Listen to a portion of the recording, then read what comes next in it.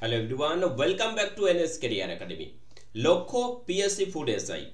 আমরা শেষ 20 দিনের যে গুরুত্বপূর্ণ প্রস্তুতি শুরু করেছিলাম, আজকে তার ডে 7। আজকের এই ডে 7-এ সকলকে আরও একবার স্বাগত জানাই।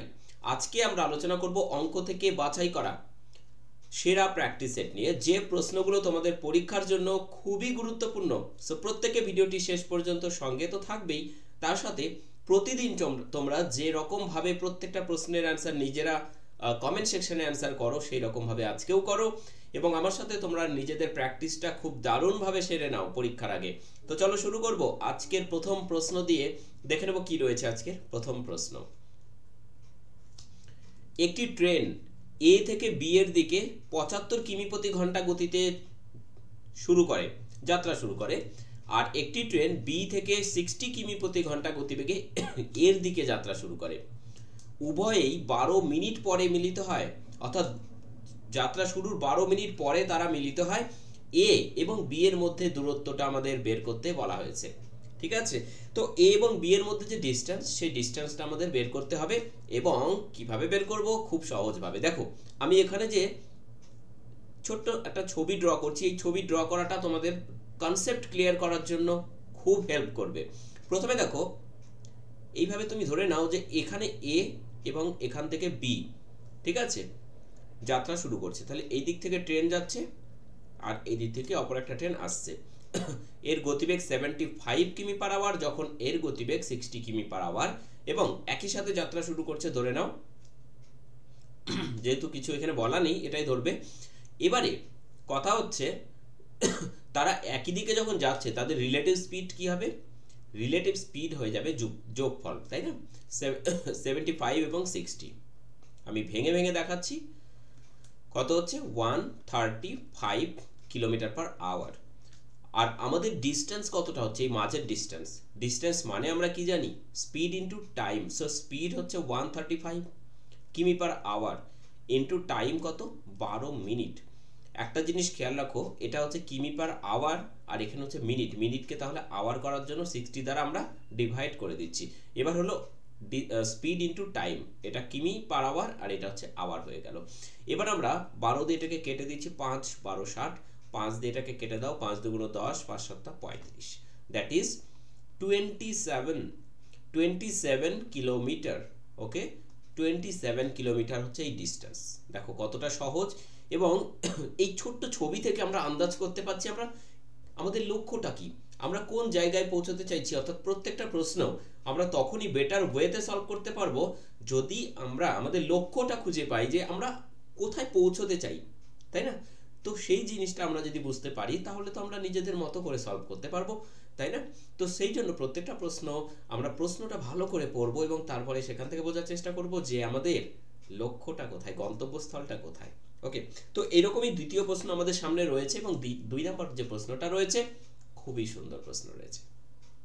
প্রফিট অ্যান্ড লস থেকে এক ব্যক্তি 650 টাকায় দুটি শার্ট কিনে একটি 7% লাভে ও অপরটি 6% ক্ষতিতে বিক্রি করার ফলে তার কোনো ক্ষতি বা লাভ হয় না। শার্ট দুটির ক্রয় মূল্য কত? এই যে প্রশ্ন রয়েছে প্রফিট অ্যান্ড লসের, বাট আমরা ইউজ করব কিভাবে, সলভ করব এটাকে। আমি তোমাদের বলেছিলাম না, প্রথমে আমাদের লক্ষ্য থাকবে আমাদের গন্তব্যে পৌঁছানোর রাস্তাটা কি। তো এখানে আমি দেখো তোমাদের বুঝিয়ে দিই ভালো করে, যে 7% একটা লাভ তো হয়েছে, অপরটাই 6% ক্ষতিও হয়েছে। আমাদের দুটো ডেটা দেওয়া আছে না, 3টে ডেটা দেওয়া আছে। কোথায় আর একটা ডেটা? এখানে কি কোনো লাভ হয় না, ক্ষতি হয় না, মানে 0 টাকা লাভ 0 টাকা ক্ষতি। অর্থাৎ আমাদের 7% লাভ যেমন হয়েছে, অপরটায় 6% ক্ষতিও হয়েছে, মোটের উপরে আমাদের 0% লাভ ক্ষতি হয়েছে। সো 3টে ডেটা দেওয়া থাকা মানে সব সময় আমরা কি করব? Mixture and allegation. ওকে, অর্থাৎ অ্যালিগেশন ইউজ করব আমরা, ঠিক আছে?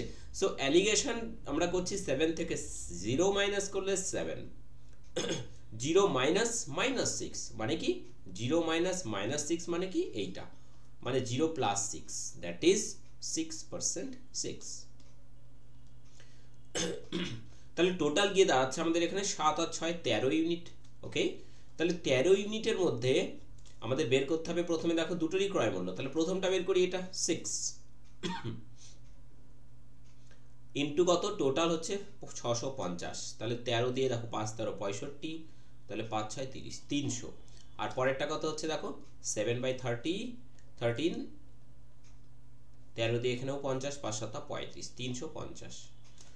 তাহলে একটা 300 একটা 350, যেটা হচ্ছে অপশন এতে রয়েছে। হ্যাঁ, তোমরা দেখছো এই গুরুত্বপূর্ণ সেশনটি, কিন্তু এখনো পর্যন্ত যারা সেশনটি লাইক করনি ঝটপট করে লাইক করে দাও, কারণ প্রত্যেকদিন রাত্রি 9:30 এই গুরুত্বপূর্ণ সেশনটি তোমরা কিন্তু পাবে আমার সঙ্গে। এবং ক্লাসটি লাইক করলে এবং চ্যানেলটিকে সাবস্ক্রাইব করলে তবে নেক্সট ক্লাসের নোটিফিকেশন তোমরা পেয়ে যাবে। চ্যানেলটি সাবস্ক্রাইব অবশ্যই করে রাখো। তার সাথে তোমাদেরকে বলবো যে তোমাদের জন্য ম্যাথসের ফাউন্ডেশন ব্যাচ 2.0, অর্থাৎ এটা আমাদের সেকেন্ড ফাউন্ডেশন ব্যাচ, যেটা অঙ্ক হবে শক্তি ডাব্লিউবিপির জন্য। অবশ্যই এটা সেকেন্ড ফাউন্ডেশন ব্যাচ শুরু হয়েছে, ঠিক আছে। ডাব্লিউবিপি ও কেপি স্পেশাল ম্যাথ অঙ্কের ব্যাচ, এবং এই ব্যাচে যুক্ত হওয়ার জন্য তোমরা কি করবে, এই মুহূর্তে সবার আগে যুক্ত হয়ে যাও, কারণ প্রথম 100 জনের জন্য অফার রয়েছে 599। যেই 100 জন পূরণ হবে 2 থেকে 3 দিনের মধ্যে এটা কিন্তু বেড়ে যাবে রেট, ঠিক আছে। সো অবশ্যই প্রত্যেকে যুক্ত হয়ে যাও, এবং পুলিশ হওয়ার স্বপ্ন পূরণ তোমরা অবশ্যই কিন্তু এখান থেকে করতে পারবে। আমাদের লাইভ এবং প্রত্যেকটা লাইভের রেকর্ড থাকে, নিয়মিত অনলাইন টেস্ট হয়, পিডিএফ এবং ক্লাস নোট হয়, ঠিক আছে। আর কোনো কিন্তু এক্সট্রা পেমেন্ট এখানে করতে হয় না তোমাদের। যদি কোনো কোয়ারি থাকে এখানে তোমরা অবশ্যই টেক্সট করবে হোয়াটসঅ্যাপে, এবং তার সাথে তোমরা এনএস ক্যারিয়ার একাডেমি মোবাইল অ্যাপ্লিকেশনটা ইনস্টল করে নাও প্লে স্টোর থেকে। এবং তোমাদেরকে বলে রাখি, গতকাল 6 তারিখে যে লেডি কনস্টেবলের ফাইনাল মেরিট লিস্ট বেরোলো, ফাইনাল মেরিট লিস্ট, সেখানে আমাদের বেশ কিছু স্টুডেন্ট কিন্তু জায়গা করে নিয়েছে, এবং আজকে তাদের সাথে কথাও হলো, খুবই ভালো কিন্তু লাগলো আমার, ঠিক আছে। সো তোমরাও কিন্তু এইরকম ভাবে নিজের জায়গাটা তৈরি করে নাও। কোনো রকম নিজের পড়াশুনোতে স্টাডিতে কোনো রকম কিন্তু ফাঁক রাখা যাবে না, হ্যাঁ ডেফিনেটলি। এবং আজকে যে মেয়েটার সাথে কথা হলো সে কিন্তু লাস্ট দুবার, ঠিক আছে, ফাইনাল মেরিট লিস্টে 1 নম্বর 0.5 কিছুর জন্য ছিটকে গিয়েছিল, কিন্তু এবার কিন্তু সে নিজের লক্ষ্যে দৃঢ় প্রতিজ্ঞ হয়ে কিন্তু সে নিজের জায়গা করে নিয়েছে, এবং তোমরাও পারবে কিন্তু, ঠিক আছে। নেক্সট যে পরীক্ষা, অনেকগুলো ভ্যাকেন্সি আমাদের সামনে রয়েছে, ডাব্লিউবিপি, কেপি, কনস্টেবল, এসআই সবগুলো মিলিয়ে কিন্তু অনেকগুলো ভ্যাকেন্সি। তোমার একটা ভ্যাকেন্সি প্রয়োজন, অবশ্যই ভালো করে স্টাডি করো। কোন সংখ্যাকে 6 দ্বারা ভাগ করলে ভাগশেষ 3 থাকে। তার মানে কোন সংখ্যাকে 6 দ্বারা ভাগ করা হচ্ছে, ভাগশেষ 3। যদি একই সংখ্যার বর্গকে 6 দ্বারা ভাগ করা হয় ভাগশেষ কত হবে? প্রথমে বলি তোমাদেরকে, আমি ধরে নিচ্ছি যে এই সংখ্যাটা হচ্ছে n কে ভাগ করছি এবং ভাগফল হচ্ছে k। তাহলে সংখ্যাটা অ্যাকচুয়ালি কি রকম দাঁড়াবে? n সমান 6k প্লাস 3, তাই না? এটাই তো হয় ভাজক গুণন ভাগফল যোগ ভাগশেষ। এবারে আমি তোমাদের বলবো সবসময় যে এইখানে k এর মানটা সবসময় 1 ধরবে, তাহলে অঙ্ক একদম হাতের মুঠোতে চলে আসবে, তোমাদের ছোট্ট হয়ে যাবে। তাহলে 6 একে 6 যোগ 3 মানে 9, তাহলে n এর মান হয়ে গেল 9। আমাদের প্রশ্নে বলেছে সংখ্যার বর্গকে, মানে 9 এর বর্গ কত? 9 এর বর্গ হচ্ছে 81। 81 কে কত দ্বারা? 6 দ্বারা ভাগ করতে বলা হয়েছে। দেখো 6 1 6, 3 6 18, তাহলে পড়ে থাকলো 3। তাহলে আমাদের অ্যান্সার হয়ে গেল অপশন এ 3, ঠিক আছে। অপশন এ 3 হচ্ছে কারেক্ট অ্যান্সার।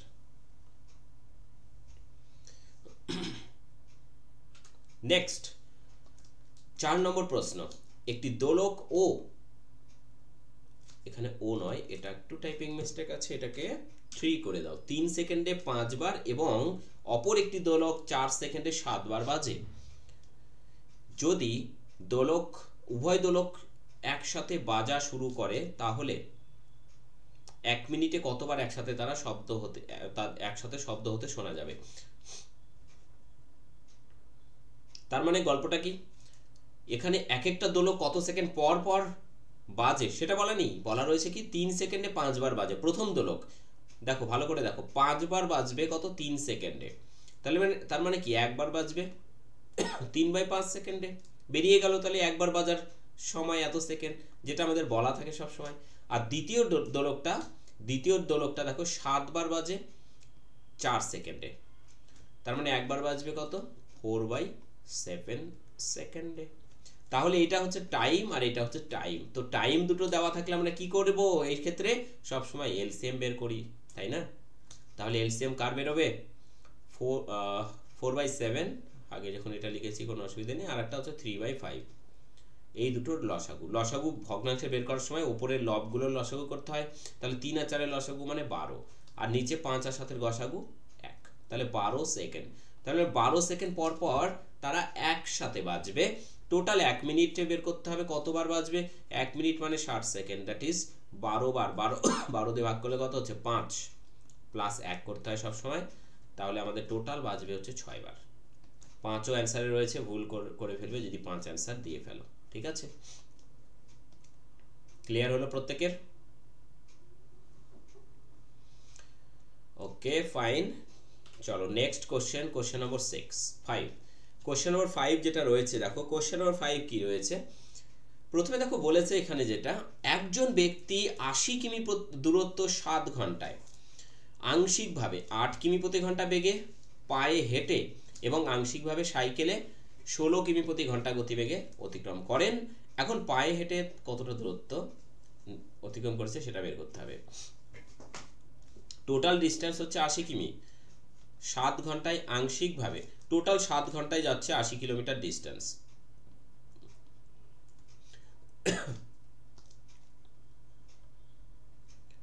ওকে, তাহলে আমি যদি এইভাবে ধরি যে পায়ে হেঁটে টোটাল এক্স ঘন্টা গেল, ঠিক আছে, তাহলে দেখো আমরা ডিস্টেন্স কিভাবে বের করব, স্পিড 8 ইন্টু এক্স, আর বাকি সময় কতটা, টোটাল 7-এর মধ্যে চলে গেল এক্স, তাহলে এইটুকু সময় আবার তার স্পিড ছিল 16, তাহলে এইটুকু সময় ইন্টু 16, এই ডিস্টেন্স প্লাস এই ডিস্টেন্স, টোটাল ডিস্টেন্স দেওয়া আছে কত 80 কিলোমিটার। তাহলে 8x আর এখানে মাইনাস 8x আর এখানে হচ্ছে মাইনাস 16x, 7 16 112 ইকুয়াল টু 80, তার মানে এখানে মাইনাস 8x ইকুয়াল টু কত হচ্ছে 32, এটা এদিকে গেলে মাইনাস হবে না, মাইনাস 32, তাহলে x ইকুয়াল টু কত হচ্ছে, মাইনাস মাইনাস কেটে যাবে 4, x এর মান হচ্ছে কত 4।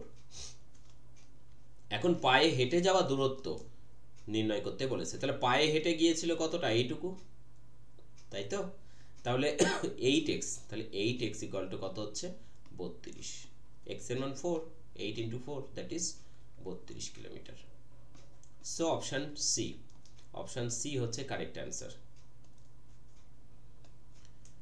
প্রশ্ন নম্বর 6, একটি ইনিংসের সর্বোচ্চ রান ছিল মোট রানের 3/11 অংশ, দ্বিতীয় সর্বোচ্চ রান ছিল বাকি রানের এত অংশ, যদি দুটি রানের পার্থক্য 9 হয় তবে মোট রান কত ছিল। খুব সুন্দর প্রশ্ন।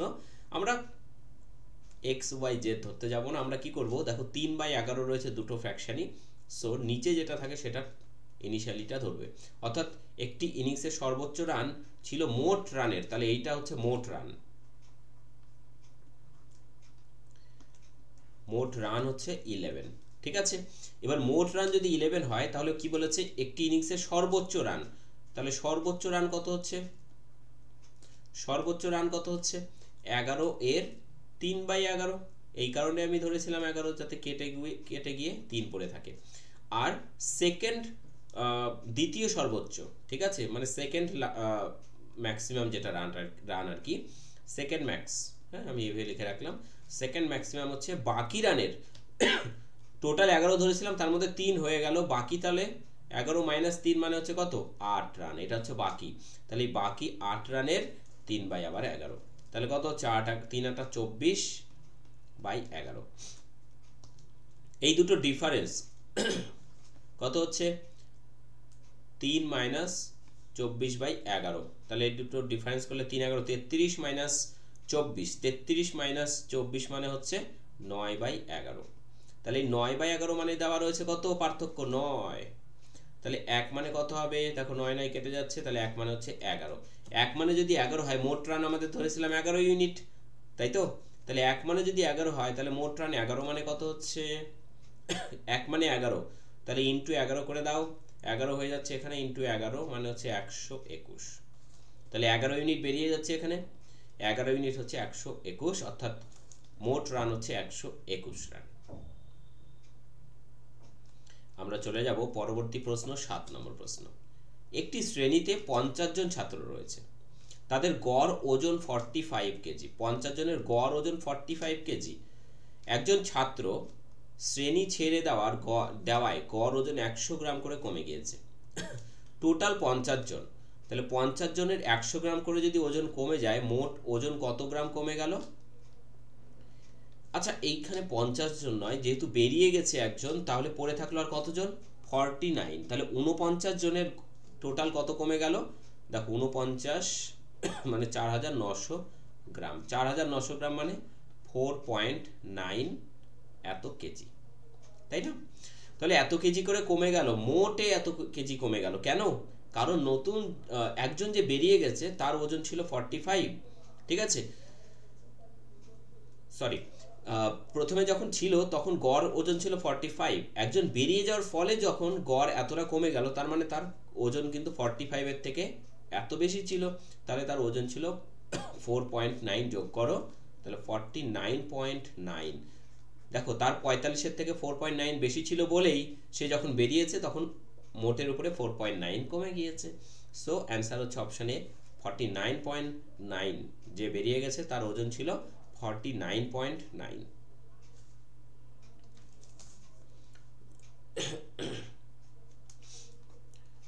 8 নম্বর বলেছে এ এবং বি এর বয়সের অনুপাত হচ্ছে 6:5।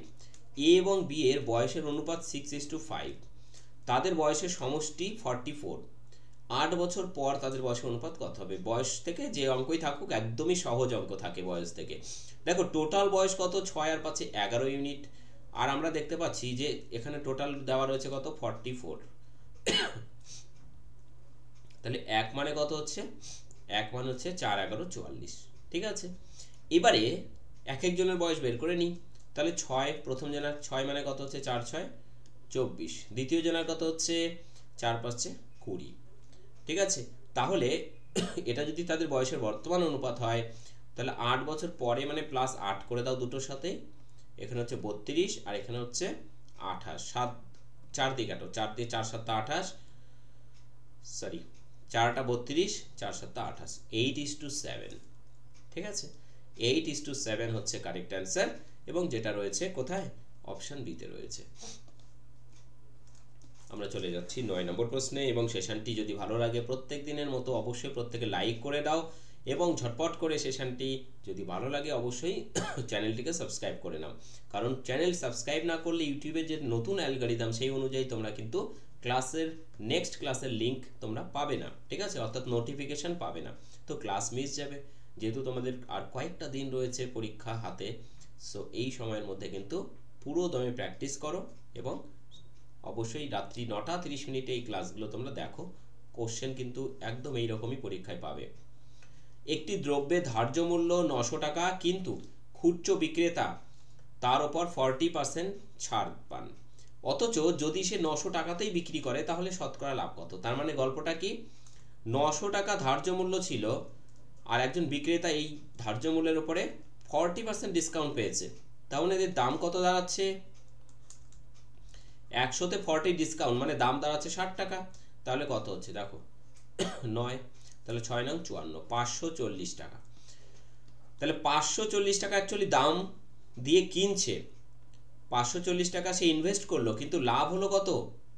বাকি কত টাকা সে ডিসকাউন্ট পেলো? 40% ডিসকাউন্ট পেয়েছে, মানে 4 9 36, 360 টাকা। এই টাকা সে কম দামে কিনেছে, মানে এটাই লাভ হচ্ছে, কারণ সে 900 টাকাতেই বিক্রি করবে, তাই না?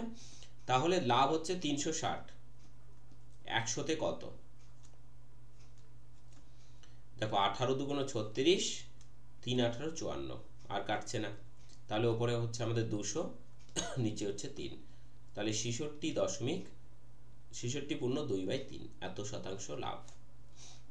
প্রচুর লাভ করে ফেলেছে কিন্তু, ঠিক আছে? 66.2/3% লাভ হচ্ছে।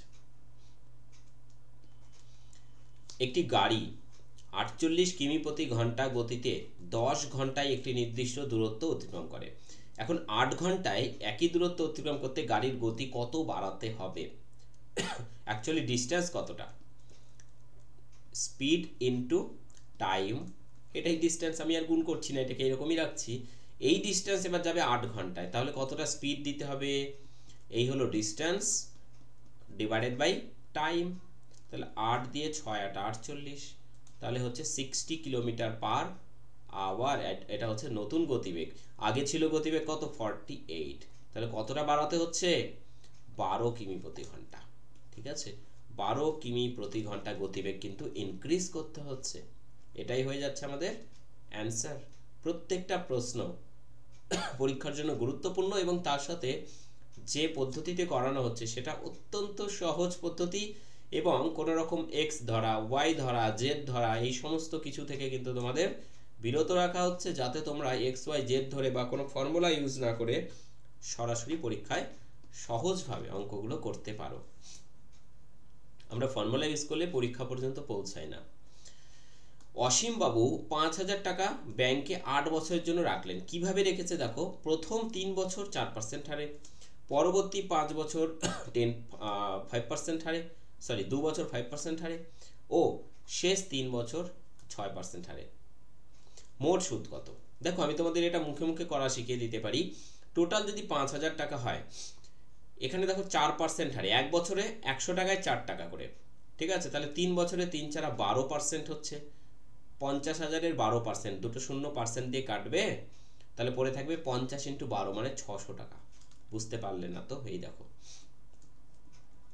3 × 4 তার মানে 4 × 3 ডিভাইডেড বাই 100। এই যে পার্সেন্ট দিয়ে দুটো শূন্য কাটবে বলেছি, আর 5 3 4 12 5 12 60 আর একটা শূন্য 600 টাকা। প্লাস পরেরটাও দেখো একই রকম, এই 5,000 টাকায় আবার খাটালো কোথায়? 5% হারে 2 বছরের জন্য। এখানেও দুটো শূন্য কেটে গেল, 5 2 10 500 টাকা। আবার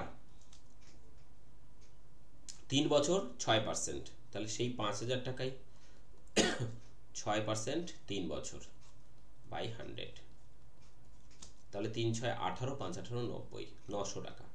তাহলে টোটাল সুদ বেরিয়ে গেল 6 5 11 আর 9 হচ্ছে 20 আর দুটো করে শূন্য 2,000 টাকা। মোট সুদ হচ্ছে 2,000 টাকা। এগুলো যদি তোমরা মুখে করতে পারতে তাহলে একবারে এই লাইন আমরা করতে পারতাম। ঠিক আছে, যাই হোক সকলের তো মাইন্ডে ক্যালকুলেশন করা সহজ মনে হয় না, সেই জন্য তোমরা এতটুকু করতেই পারবে। ঠিক আছে, আর যদি তোমরা ক্যালকুলেশন অনেক ফাস্ট করে ফেলতে পারো তাহলে কিন্তু এই 600 500 900 একবারেই করতে পারবে। ঠিক আছে, কোনো ব্যবসায় এ 600 টাকা এবং বি 4 মাসের জন্য 900 টাকা খাটালো।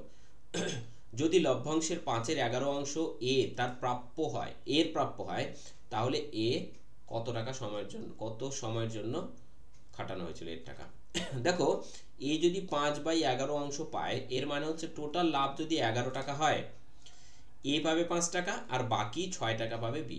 তার মানে এটা হচ্ছে তাদের লভ্যাংশের অনুপাত হয়ে গেল।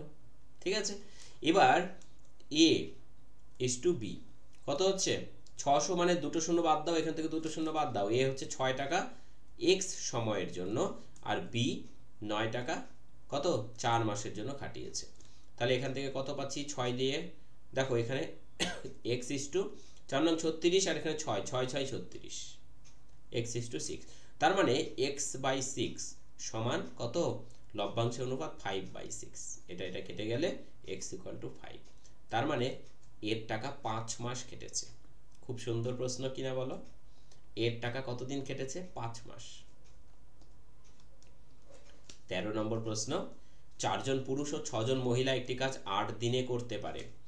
4 জন পুরুষ প্লাস 6 জন মহিলা W মানে ওম্যান একটি কাজ কত দিনে করতে পারে? 8 দিনে করতে পারে। 2 জন পুরুষ প্লাস 9 জন মহিলা ওই কাজ কত? দেখো ম্যান মানে মেন থেকে এম ধরছি পুরুষের ক্ষেত্রে, আর ডাব্লিউ ওমেন জন্য মহিলা ধরছি, কত 8 দিনে কাজটি করতে পারে। এই দুটো সমান কারণ একই কাজ। এইটা 8 রয়েছে, এখানে 8 কেটে দিলাম। তাহলে এবার 4m আর এখানে 2m বিয়োগ করলে 2m, 6w 9w বিয়োগ করলে 3w, m/w সমান 3/2। তাহলে আমরা এফিসিয়েন্সি পেলাম একজন পুরুষের 3 ইউনিট, একজন মহিলার 2 ইউনিট। কত দিনে 18 জন মহিলা ওই কাজটি করতে পারবে? 18 জন মহিলা, তাহলে 18 জন মহিলা মানে কত হচ্ছে এফিসিয়েন্সি? 18 × 2 18 2 36 ইউনিট। ঠিক আছে, তাহলে টোটাল কাজ দেখো যে এখানে বসাও বা এখানে যেখানে ইচ্ছে বসাও, তাহলে এখানেই বসাচ্ছি, এম এর মান 3 বসাও, 3 4 12 প্লাস 2 6 2 12 ইন্টু টোটাল কত হচ্ছে ইন্টু 8 ডিভাইডেড বাই 36। তাহলে এখানে কত 12 12 24,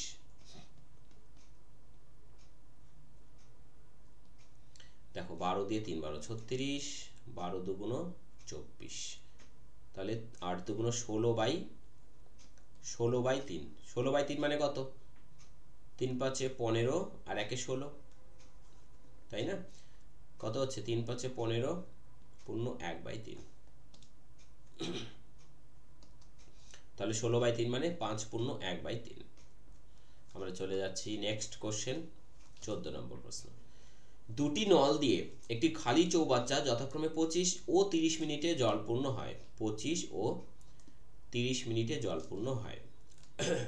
নল দুটি একসঙ্গে খুলে দেওয়ার কতক্ষণ পরে প্রথম নলটি বন্ধ করলে চৌবাচ্চাটি 15 মিনিটে জলপূর্ণ হবে? তাহলে এই দুটো লসাগু কত হচ্ছে 25 আর 30, লসাগু কত হবে 150 নাকি? হ্যাঁ 6 25 150 আর 5, ইয়েস। তাহলে এবার গল্প হচ্ছে, দেখো নল দুটি একসঙ্গে খোলা হয়েছে, কতক্ষণ পরে প্রথম নলটি বন্ধ করা হবে? প্রথমটিকে বন্ধ করা হবে যাতে পুরো নল চৌবাচ্চা 15 মিনিটে জলপূর্ণ হয়।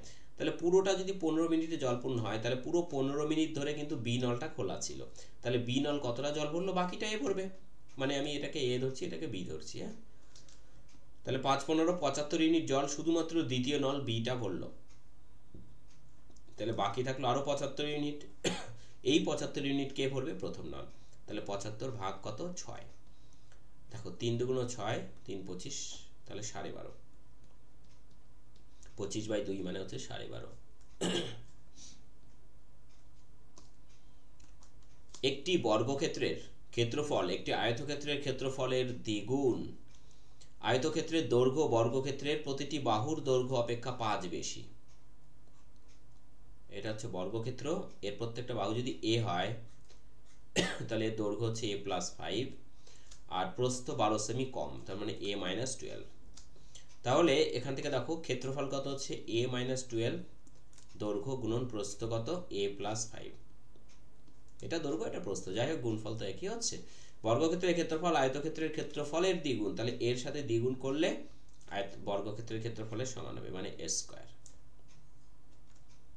তাহলে এখান থেকে পাচ্ছি আমরা 2a স্কয়ার।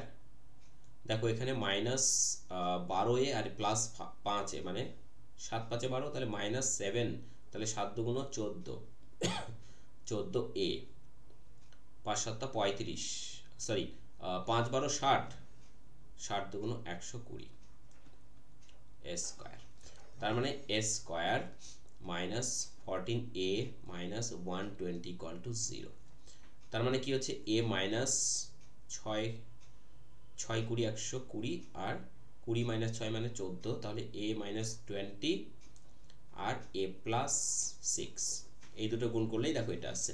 তাহলে এখান থেকে আমরা পাচ্ছি a = 20, মিডল টার্ম তো তোমরা পারবেই প্রত্যেকে, আর a not = -6 কারণ a তো ঋণাত্মক হতে পারে না। তাহলে a এর মান 20, a যদি 20 হয় তাহলে আমাদের পরিসীমা কত আয়তক্ষেত্রের 2 * দৈর্ঘ্য, দেখো একবারে করো 20 + 5 25 হচ্ছে দৈর্ঘ্য, প্লাস প্রস্থ কত 20 - 12 মানে হচ্ছে 8, তার মানে 25 + 8 মানে 33, 33 × 2 মানে হচ্ছে 66। তাহলে আমরা 66 পেয়ে গেলাম অ্যান্সার আয়তক্ষেত্রের পরিসীমা। আশা করি বুঝতে পেরেছো প্রত্যেকে। আমরা চলে যাব পরবর্তী প্রশ্ন, এবং আজকের সেশনের এটাই আমাদের শেষ প্রশ্ন। তোমরা প্রতিদিনের মতো কিন্তু এটার টাস্ক থাকছে তোমাদের, কি হবে এটার অ্যান্সার অবশ্যই কমেন্ট করে জানাবে। এবং তার সাথে আজকে আরও একবার তোমাদের বলে দিই, ফাউন্ডেশন ব্যাচ 2.0 কিন্তু অলরেডি ব্যাচ লঞ্চ হয়ে গিয়েছে, WBP এবং KP স্পেশাল অঙ্কের ব্যাচ এটা। সো তোমরা জয়েন হতে গেলে লিঙ্ক ভিডিওর ডেসক্রিপশন বক্সে এবং ভিডিওর কমেন্ট সেকশনে পিন করা থাকবে, তোমরা অবশ্যই ক্লিক করে জয়েন হয়ে যাবে। থ্যাংক ইউ সকলকে ভিডিওটি শেষ পর্যন্ত সঙ্গে থাকার জন্য। দেখা হবে আগামীকাল রাত্রি 9টা 30 মিনিটে। Bye, take care.